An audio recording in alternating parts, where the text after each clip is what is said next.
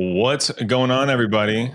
I believe we're live, but we're going to hang out for a minute or two, let folks show up. There might be a slight delay between technologies. So we're going to hang out for a second, but it's not going to be boring because I have a couple of questions for Kyle. Well, if it's boring, that's your call. I can't control if you're bored or not.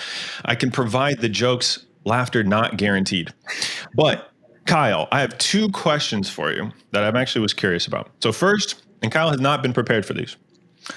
What is the best subject line that you've ever written in your career? That I've ever written or that I've ever received?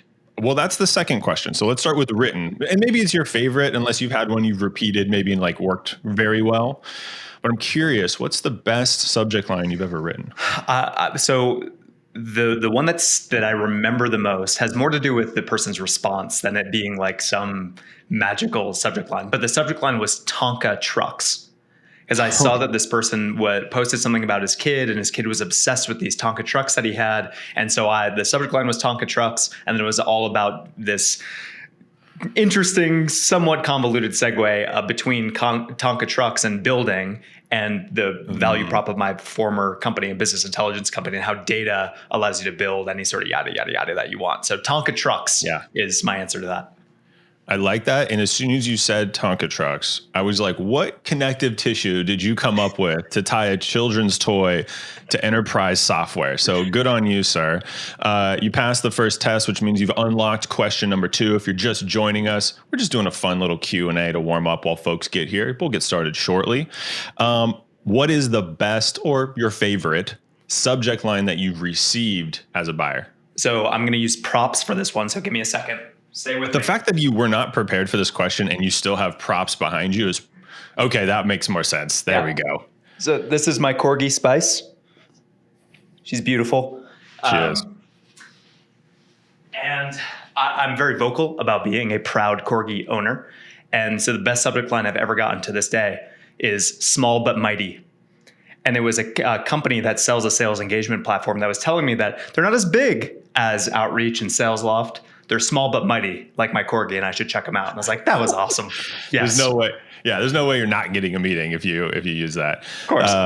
What's also funny is for years, until a couple of weeks ago, the picture on my phone when you called me, Kyle, was a picture of Spice. So there you go. All right, everybody. Welcome to today's session. We're going to get into it now. That was just a quick warm up. And I'm excited, Kyle, because we have over 3,000 people, 3,000 revenue pros signed up for this event. And that's a new, I don't know if it's a world record. We could probably get away with saying it, but it's definitely a record for me. And I think for you too. It's a world record. Let's get into it. Someone called Guinness. All right. So here's what we're here to cover. Unignorable sales emails that convert. That's what we're going to talk about today, from cold emails into some specific scenarios for in-pipeline deals. If you don't know, we're going to do a quick 15-second intro here. My name's Devin Reed. I'm the head of content at Clary. Spent about 5 or 6 years in sales before hitting my head super hard on the pavement and then moving over to marketing. And Kyle, why don't you do a quick intro for the 0.02% of the LinkedIn community who doesn't know who you are? Thanks, Dev. I'm Kyle. I lead the marketing team here at Clary. Similar to Devin, I grew up in sales. I've been selling stuff in some form or fashion my whole life. In B2B tech in particular, I grew up through the SDR ranks and built SDR teams, worked super closely with our demand generation engine, and then jumped over to Clary, and here we are. Aside from just mostly liking you, Kyle, I'm extra excited for this session because we've both written and received thousands of sales emails. So we've been on both sides of the table, which I think is a pretty interesting point of view. Yeah, it is. I go out of my way to read everything that hits my inbox so that I can continually learn. Like, I am a student of this stuff because it's so important. It's so impactful. And I feel like it'd be a dereliction of duty for me to ignore this stuff that I'm getting now and to see the new tactics and things like that. This stuff really matters. Written communication moves the needle more so than pretty much anything else these days, not just to generate a meeting, but to actually run a deal. So I'm excited that we're not just talking about cold emails. That is one component. We're talking about the full cycle and how to think about your written correspondence throughout the entire deal lifecycle. I love it. Well, let's get into the agenda real quick here. And I believe the chat's working. Bruce is our guy behind the scenes. Bruce, just if you could just double check, make sure I'm looking at the right chat here. Would love to hear from the folks who are here. What are you most excited about for this session?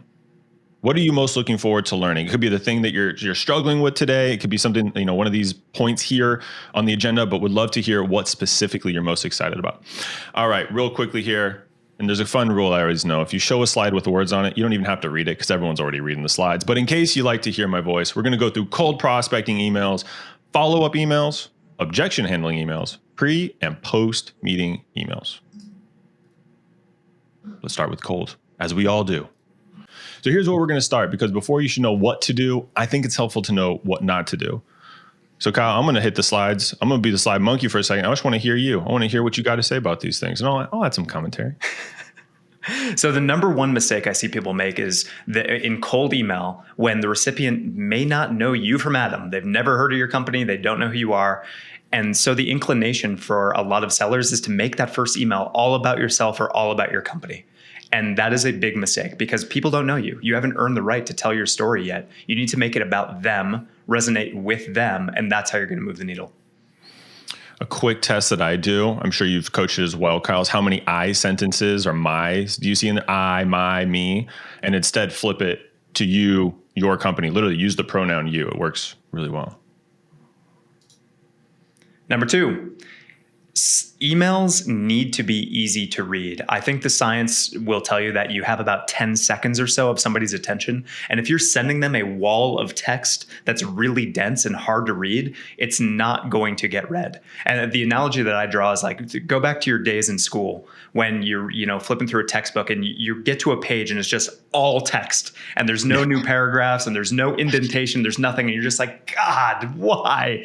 And that's the feeling that your prospects are going to have if that's the type of email you send. So white space is your friend. Use that white space. And the rule of thumb that I will recommend is put separate thoughts on separate lines separated by white space. I'm glad to know I wasn't the only one who's flipped through the book for is there at least a picture in here? Is there something to break this up? And I do the same thing as a final pass. I read it aloud, but I look at it as well. And I say, are the words breathing is what I think in my, let the white space, give breath to the words. And the thing too about a lot of the line breaks is it forces you, if you're like, okay, every line break has to have a new thought, prevents you from being redundant and wordy because it's it has to be a new thought. It has to be a new idea. All right. Number 3, don't make it sound robotic. Dear sir or madam, don't use words that you wouldn't actually say. Yeah. Try not to just sound like your company's website. Try not to sound like a robot. Don't utilize a word when use would be better. Use plain language. Don't sound robotic. Be professional, but don't be overly formal. And if you can find that right balance and show up and speak like you're talking to somebody at a trade show, that's the right note to hit. What I do when I struggle with this, or if I'm editing content and I'm like, oh, this is a little robotic, is I actually look away from the screen and I make myself say it as if there's a person here. And whatever kind of comes naturally, that's that street level, to your point, still respectful, of course, still professional, but much more casual in a way that's not just easier to read, but the message is going to resonate. It's going to be easier for them to understand what you're trying to say. Exactly. Number 4, probably on the similar tip there, but making it too scholarly. Yeah, so we have been trained, especially those of us who spend any time in college, we've been trained that longer words are better words. It's just not true. Simple words are better words. So don't try and index toward the $5 word that you learned during your SAT prep. Index toward the word that a 5th grader would understand. That's the key to the castle. What do you use the Hemingway app? Yes. You familiar with it? If you haven't, check out the Hemingway app. If it's news to you, you can copy and paste your email, drop it in there, and it will tell you the grade level that it reads at, and it will highlight any sentences that's causing it to be extra high. What do you strive for, Kyle, out of curiosity? What grade level? Typically, I go for nothing above an 8th grade level is what I'm trying to go for. I've seen guidance that says you should even go a little bit less than that, like striving for a 5th grade level, that's really hard. You've got to keep your sentences really short. You've got to use a lot of monosyllabic words. There I go. Monosyllabic words that are one syllable. So that's hard to do. But if you're in that 8th grade level, it's not to say that you're dumbing it down because your audience is dumb. Right. That's not what this means. You're keeping it simple so that it's easy to understand. That's a really important distinction. So I want to make sure everybody understands that. Absolutely. I shoot for 7th or 8th, 9th sometimes, but definitely never 10th. I have punched it in, and Hemingway app will tell you postgraduate. I've come across postgraduate before, a little much. Okay. So last mistake here is making it about the meeting, which is probably counterintuitive because folks are reaching out to set a meeting, Kyle. So what do you mean here? So again, very similar to number 1 here. You haven't earned the right to ask for their time yet. The time is everybody's most valuable resource. And if you're just asking for that right out of the gate, I see sometimes people put it in the subject line, like, when are you free to meet? I'm like, that's just such a turnoff. So you need to pique people's interest first. You need to make them curious about what you're doing. You need to show that you're going to be adding value to their world before you ask for their time. So really, really important that you sequence your cold emails first to pique interest and pique curiosity. And then later on in the sequence, or maybe even once you get them on the phone, then you've earned the right to ask for their time. I like that a lot. The way that I think about it is time is a finite resource. We only have so much of it, and executives are they take pride. I was going to say judicious, but that's too many syllables, or multisyllabic. But they take pride. I'm sure you do, Kyle, of like protecting your time. You have big goals, you have big responsibilities. You need to protect your time. Interest, how interested you can be, or how many things you can be interested in, has unlimited potential. You can have as much of it as you want. So when you ask someone, are you interested? It's a good stair step into the meeting versus coming across, to your point, as a stranger asking for a very valuable resource, which is pretty tough to do in 4 or 5 sentences, which I know we'll get into in a sec. All right, we covered what not to do. Now let's go 5 tips of what we should do. Yeah, and let's blitz through these because we just covered a lot of it in the inverse. So throw them up on the screen here, Devin, and we can talk through them. We want to keep the subject line short. And the reason you want to keep your subject line short is because when you send an email to somebody, they can see 3 things: the subject line, your name, and the first about 18 or so words of the email. The longer your subject line is, the more you are limiting that preview line, the first line of your email. So keep your subject line short so that, number 2, in your first line, you have some sort of something that is going to resonate with them emotionally. That's going to show them that you understand their persona, their pains, their challenges, whatever it may be. You want them to see that before they open your email. If they don't open your email, they can't respond to your email. So you have to optimize for that. Short subject line, resonance in the first line. Then, once you've shown them you understand their universe a little bit, step number 3 here is, what is that challenge that they are likely facing based on their stage of growth or their persona or their departmental goals, whatever it is that you know about them, what is a likely challenge that they are facing? And why is this important? You are showing them that you're a master of their universe, and you're implying that you talk to people like them all the time. I know you. I just spoke with 5 chief revenue officers earlier this week, and here's what's top of mind for all of them. Is this top of mind for you as well? We can solve it. Number 4, one-line solution that is not telling the recipient how you solve that challenge, but saying that you can solve that challenge to pique interest, pique curiosity, and then the clear call to action is something as simple as, are you interested to learn more? Curious to see how? Worth exploring? Those types of calls to action that are short, interest-based calls to action questions that you've earned the right to ask because you've shown them that you understand their world. Simple CTA makes it easy and simple to respond as well. For number 4, the big thing I see is folks focusing on features or the how instead of benefits and the outcome. It can be really quick, couple words on the benefit there. Okay, so Kyle, you put this slide together, and do you remember what I slacked you? You told me you were going to disagree with me, and it was going to be a bloodbath. That was the second thing that I slacked you. The first thing is, what is resonance exactly? Because I don't use that word too often, but I use a different word, which is relevance, which those are cousins. So walk us through resonance real quick, and we'll get to my disagreement with you.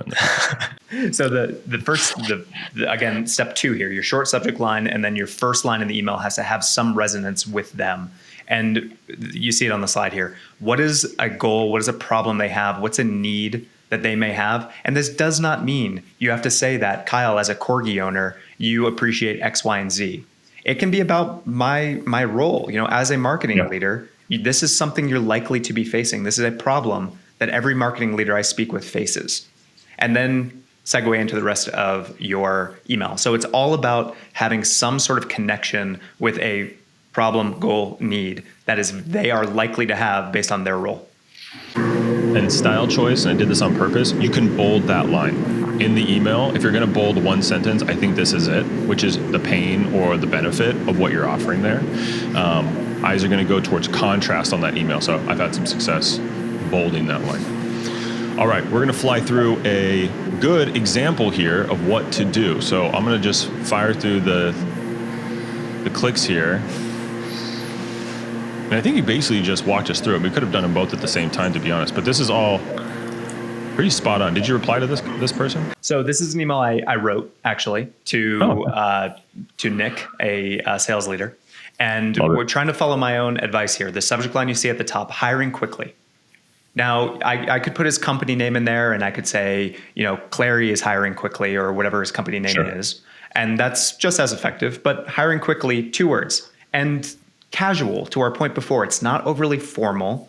But it's something that Nick and I would talk about if we were at a trade show. Like, wow, Nick, you hired 20 salespeople in the last 6 months. Congrats. That is impressive. Well, how are you making sure that your forecasting process scales with your team? A lot of sales leaders will be forecasting in spreadsheets, and that forecasting process breaks down as it becomes more complex because they have more people on their team. So here's a little bit of poetry in motion here, Devin, for you as the writer. As hiring ramps up, processes break down. Little symmetry there in the writing. And forecasting is one of the main culprits.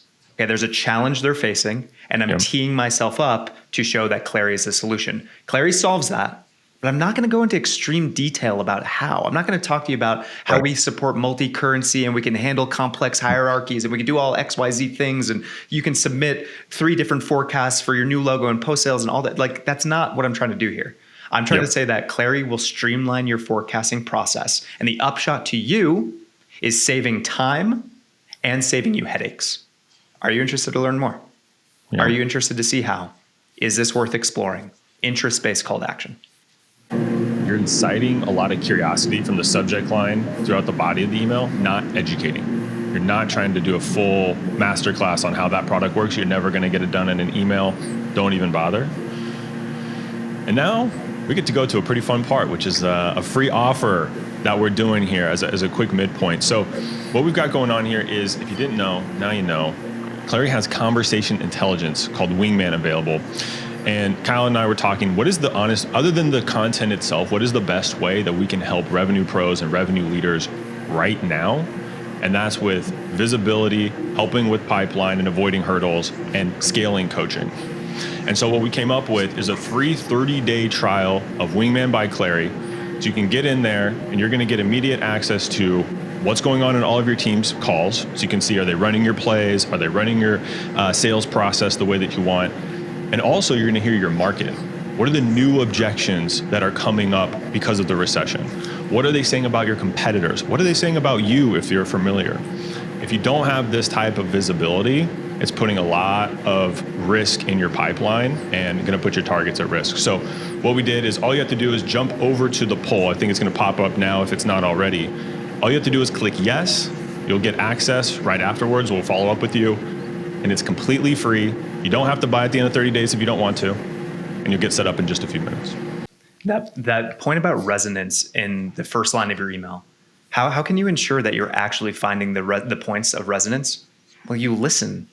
You listen to what your prospects are actually saying in customer calls. And so that's the beauty of having something like Wingman across your business, recording all the calls that your sellers have, or with prospects or with customers. And you have this unlimited library now to go and research and learn and really know what's top of mind for your audience so that you can inform your cold outreach and be super effective. As a sales rep, it was an absolute game changer using CI. I love it. All right. Section number 2, follow-up emails, a flowchart. This is a quick but potent section. I'm going to click. Kyle, you're going to go. I think we're just going to do it in like 2 minutes. Is that cool? Like, can we just go? All right, let's go fast. All right, so you're going to ask okay, so hold on, can I set it up real quick? I'd like to pretend I'm Kyle's brain for a second. So you sent an email and you're going to follow up because you didn't hear back. And you got to ask yourself, was your first email good? How am I doing? This is so far so good. Okay, great. Okay, so then you say, well, no. So what should I do? Kyle, what should I do? I'll hand it to you. What should I do? So I'm being somewhat tongue in cheek with this guidance, but I do think it's really important. Like a lot of people will ask, I sent my first email. Well, how do I create a sequence or how do I follow up on that email? And you can't answer that question without knowing the answer to this first question, which was your first email actually any good? Like, do you want them to see it again? Or not? Yeah, that's the question, right? And if you do not want them to see it again because it wasn't any good, because it didn't follow those 5 steps that we just talked about, start a new thread. You gain nothing by replying to that thread and showing them the bad email again. Exactly. So start completely over from scratch, new subject line, new thread, new value prop, new everything, and follow those 5 steps and write a good email. A good email, again, we didn't talk too much about this, but you want it to be around 50 or so words. I'd say 50 to 100 words 100 is pretty generous these days. If you can be close to 50 words and do those 5 steps we talked about, you're going to be in really good shape. That last email that we showed, the hiring quickly one, is about 65 or 70 words, I believe. So maybe even a little on the long side, but really force yourself to write a good email, follow those 5 steps, keep it brief, keep it brilliant. You'll be in good shape. Quick, easy way too is it should be what one scroll on the mobile phone. So like if you think of your thumb, flip it one time, that should be it. Shouldn't have to do multiple scrolls. Okay, but Kyle, I did write a good email because I followed your 5-step process. Now what? Okay, so the first question you have to ask yourself is, did they open that email?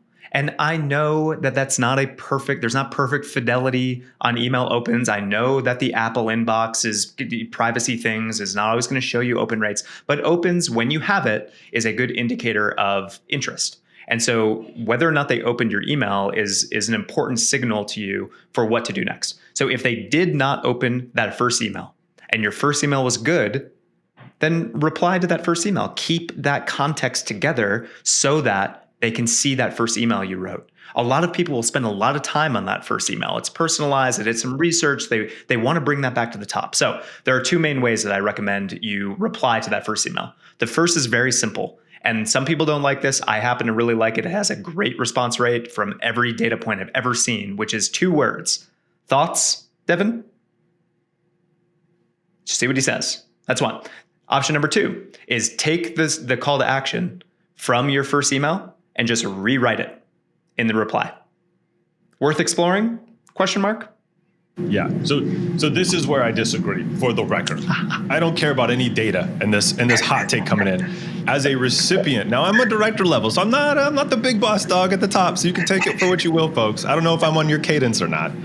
If you hit me with thoughts, I delete it immediately, and I'll explain why.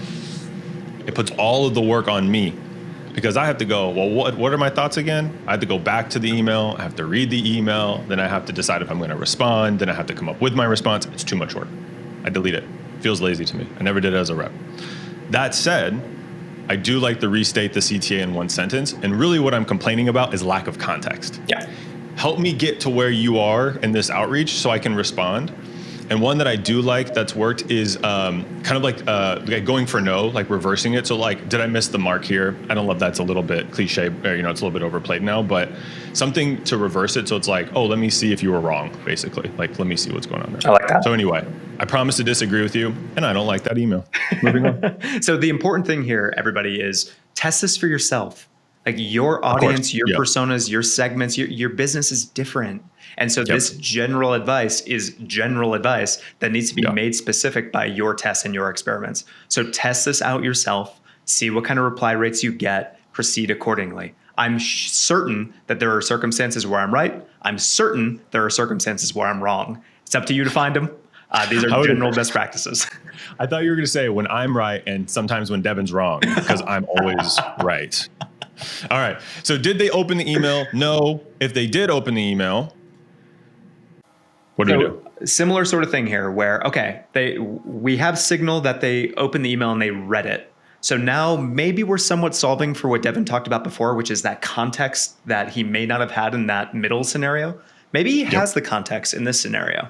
And in this case, thoughts worth exploring, like that thoughts kind of concept again, just to bubble it back up to the top and see if maybe this second time they have a little bit more time to respond to you. Or tactic number 2, they read it the first time and they didn't respond.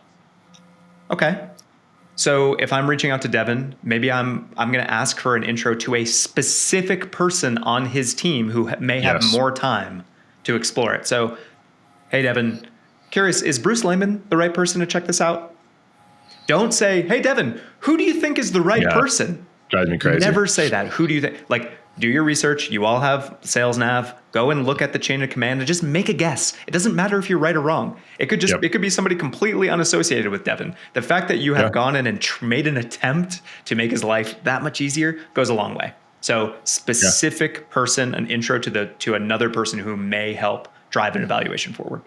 Going deeper really quickly. If I did read that email and it was really good and I just didn't get a chance to reply, or maybe it's not for me, but it's like it has a little bit of mind share back there, and you come up and say, hey, is Bruce the right person? Yeah, that is, and it's fast forward. Or no, but it's Jane, and it's easier just to reply there. So even if you don't get a reply, don't assume that you didn't get any mind share or that wasn't consumed at all. That's definitely not always the case. That's right. All right, objection handling emails. We say we're going to go quick in the last section. We had a little too much fun, but this one's pretty straightforward. So, Kyle, you sent an email. I read it. I replied, but I hit you with an objection, and now we're showing a good news slide. So what's the good news?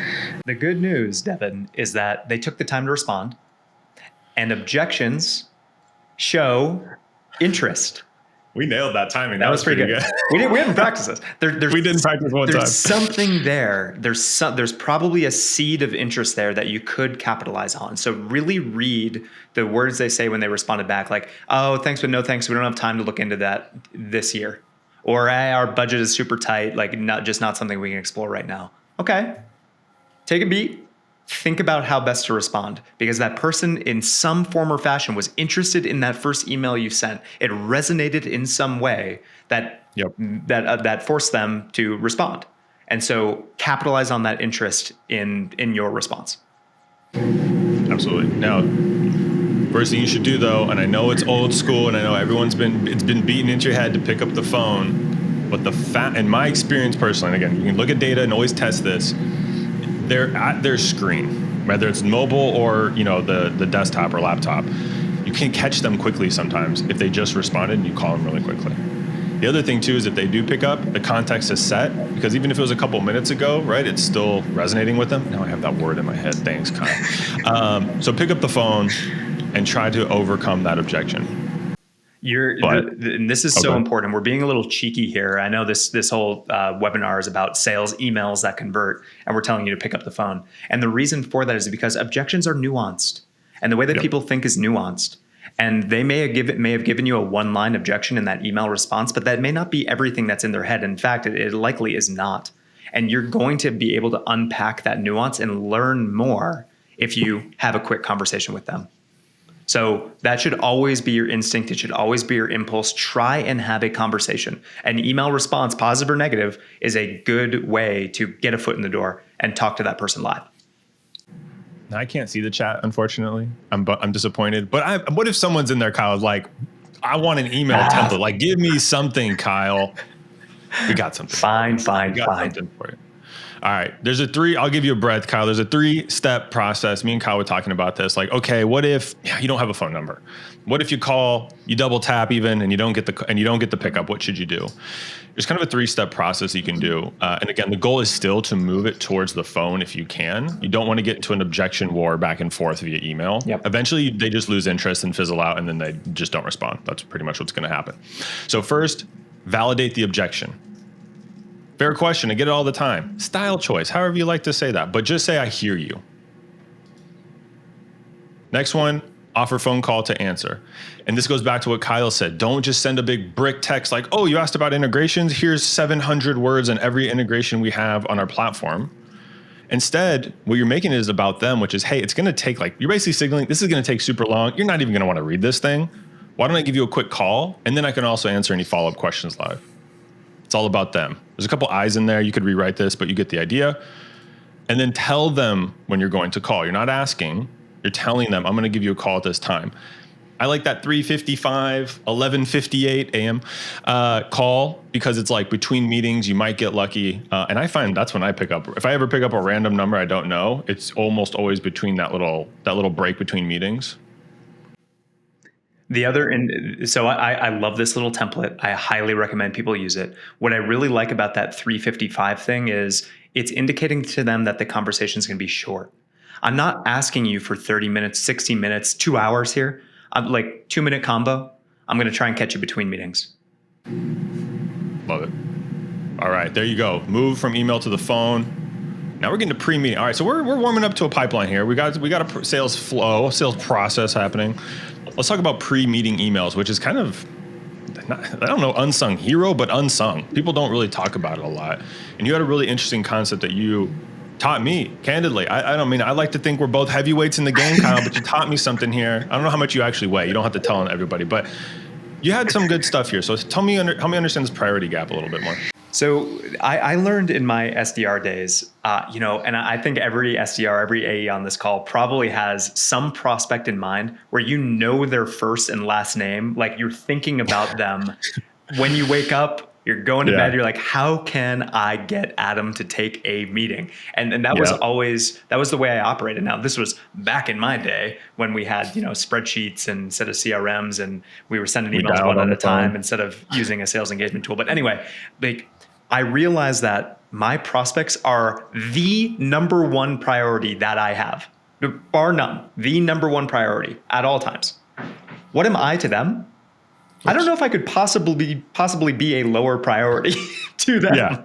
I haven't earned it yet. They may have said yes to a meeting. I may have piqued their interest enough, but still, they have a day job. They're doing 40, 50, 60 hours of work this week. Our meeting is 15 minutes. It's a blip on the radar. So there's a major gap between how much I care about them and how much they care about me. Mm-hmm. I haven't earned that yet. This is the priority gap. They're my number one priority. I am not theirs. So we got to close that gap. We got to keep them warm. We have to remind them why they said yes to the meeting in the first place.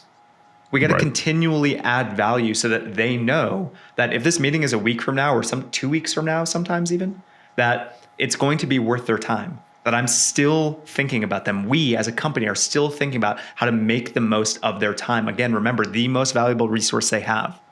And so we recommend executing a pre-meeting drip of some sort of pre-meeting cadence that will keep their interest. And let me jump in real quick, Kyle. Before you jump into, I want to say one thing real quick. One of the most insightful things that I learned in my sales career was someone told me that no one context shifts more than an executive. And it's not even close. It's like hundreds of times a day.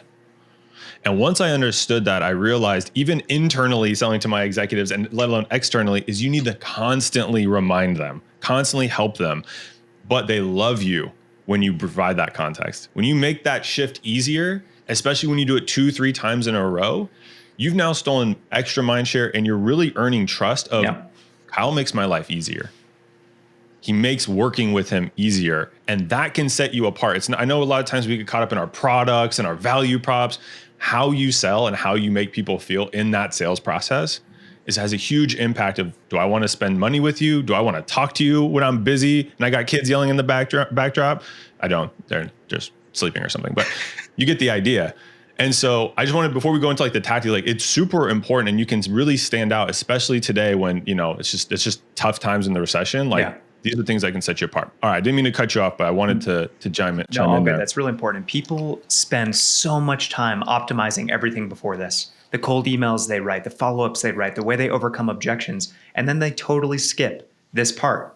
And what ends up happening is their no-show rate is 20, 30, 40%. They're like, what's happening? Well, this is what's happening. You're letting the interest wane. You're letting them off the hook. So a handful of sorts of ways that you can think about keeping their interest, closing this priority gap ahead of the meeting. Number one is send content that's aligned to their use case.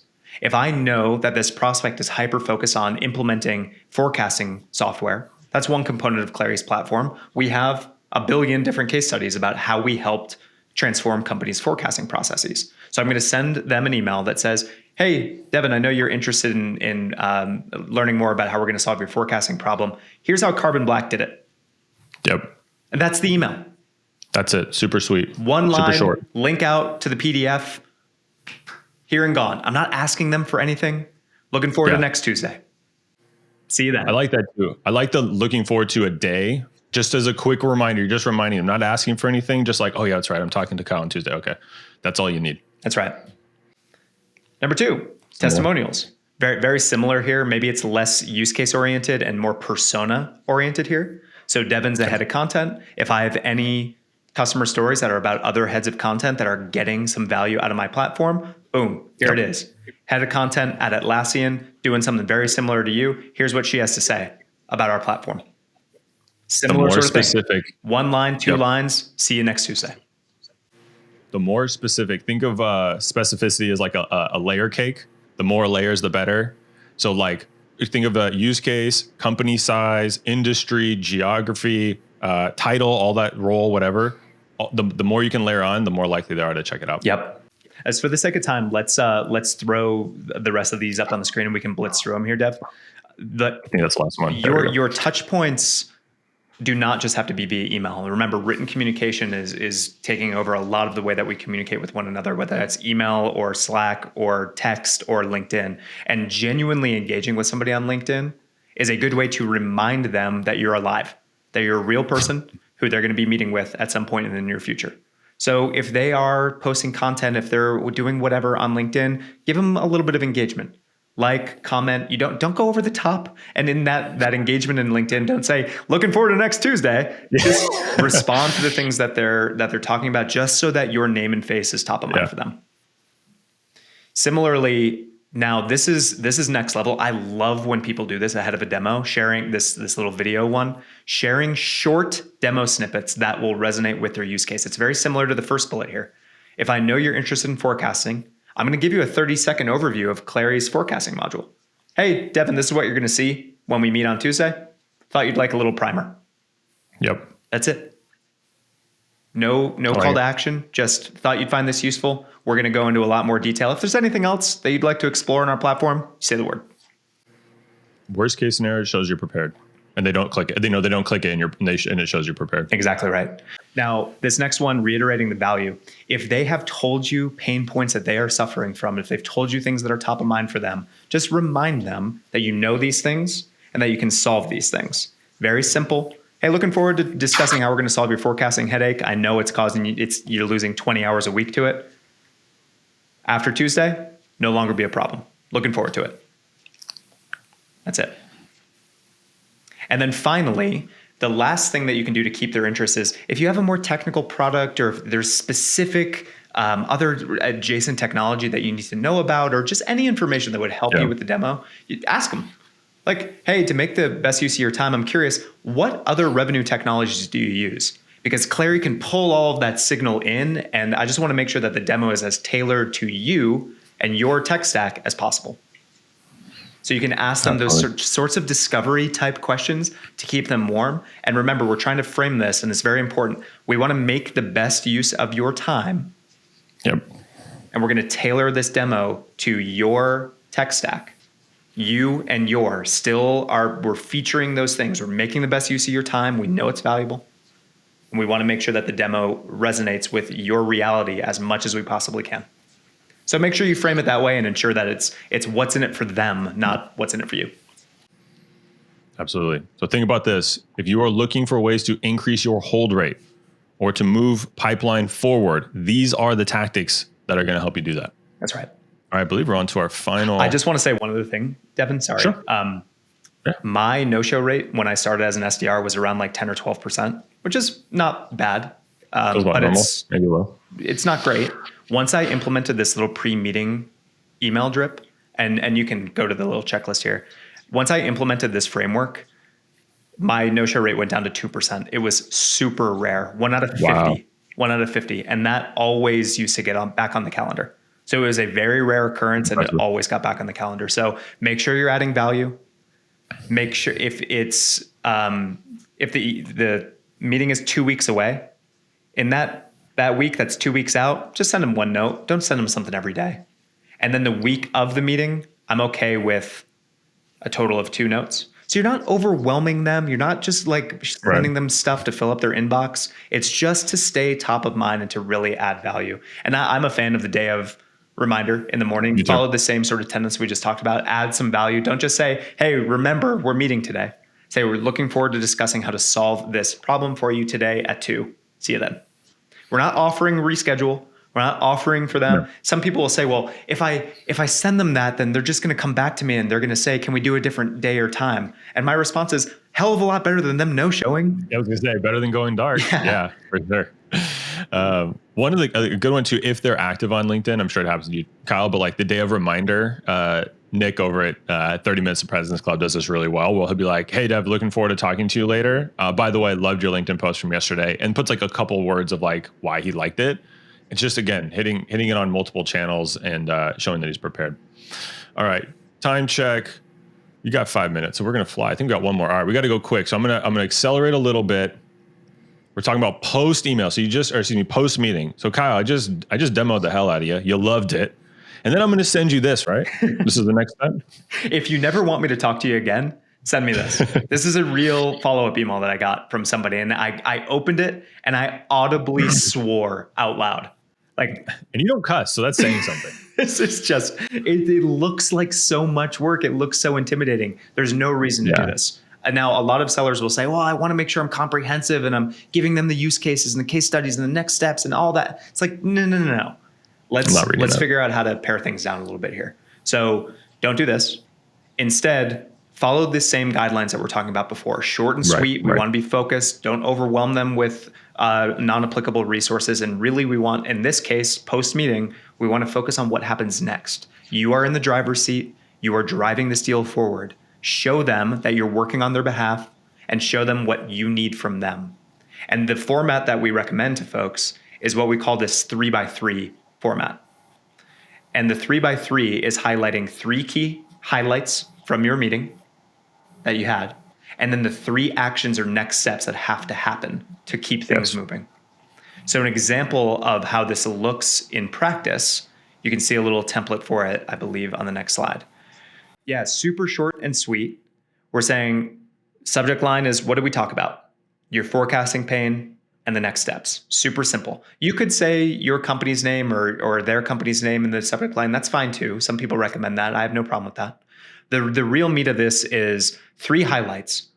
Now, why? Why does this matter? Because Sarah is not the only evaluator of your technology. The buying group at a 500-person company is like 17 people.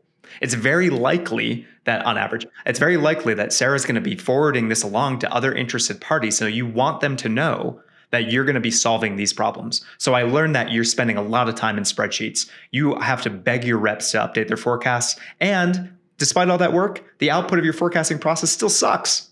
Okay? We can solve those things. Again, I don't need to say how. That's not the purpose of this. We can solve those things and much more.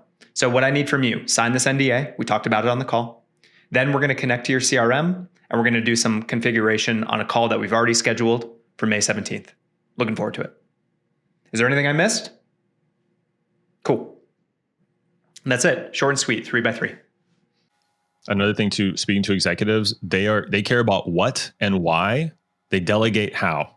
So you just need to keep it high level enough. And the other thing too, you had said it, keep things moving. What you just did and what you're going to do is momentum.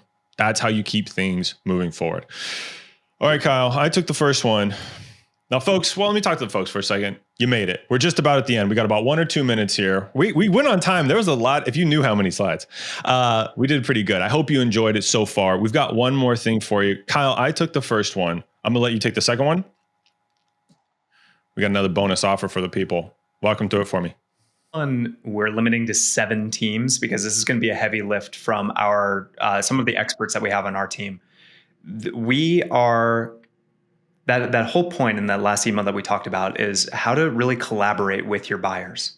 And we want to help you think about your sales process, less about the inward process and more about the outward, the way that you're collaborating with the buyers and buying group that exists, and really becoming a buyer-centric sales team or seller.